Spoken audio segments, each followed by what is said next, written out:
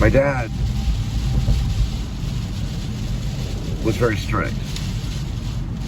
So what happened was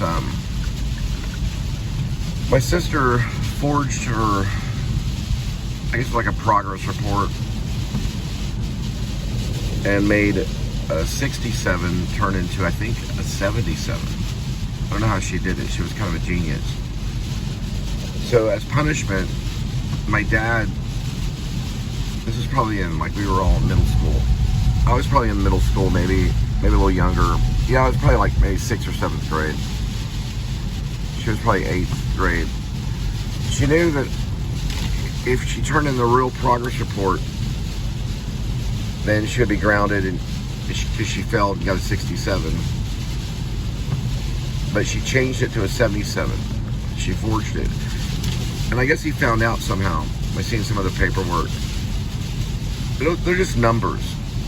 But he decided to spank her with a belt 77 times. Just like you would a slave or something. You probably wouldn't even spank a slave that much. Well, my sister screamed and screamed and screamed over and over again. And I couldn't take it. I was young. I was probably close to 12. So I took an aluminum bat and I went down to the bottom of the stairs because we lived in a mansion. Well, it was a mansion back then. And I just sat there, and I couldn't stand listening to her scream. She just kept screaming, because the bruise was mounting on the leg. Now you can get very injured from bruising, and he was spanking in the same area between the hip all the way down to the knee, and the thigh.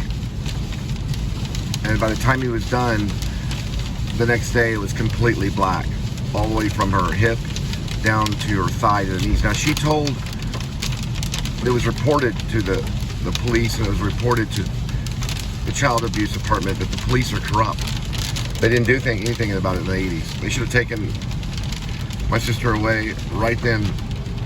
My sister is no longer alive now. 2 days ago, she took her own life.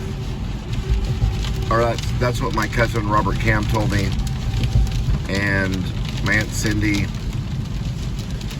and a few other people.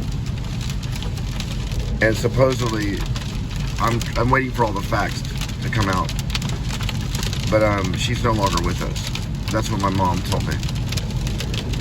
And my cousin Robbie, who was in film and media and also television, he was in public broadcast. He was the first to get a hold of me to tell me what happened.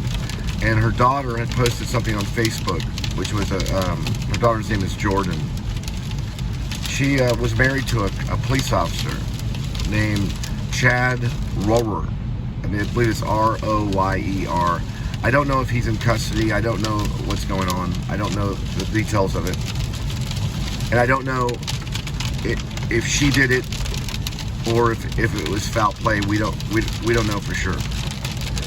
So it's very weird what's going on, because on her Facebook, I think she posted a few days ago, I don't know if it was a few days ago or like a week or so ago, of a baby. And then her husband hadn't posted in like a year. And there was some lady that was on his site or something, that on his comment or something. So we don't know what's going on. But it scares me. This stuff is very scary. And I panicked when I heard about it. I think I cried for about 10 minutes or so once I realized that she was no longer here. You know, that she had passed on. But it looks like it's pretty bad. I was told today my aunt called, and I don't know the details of everything. You don't really want to, until you find out the details of everything from like a professional, you don't want to just start kind of spreading out rumors. So I'm not going to say how the death happened. I don't really know the exact thing. I've heard a lot of different different opinions on how she ended her life. So just please pray for our family, and y'all have a good day. I mean, a good evening. And I miss my sister. She'd give me a lot of advice throughout my life. Survival advice, advice on music, advice on all kinds of stuff.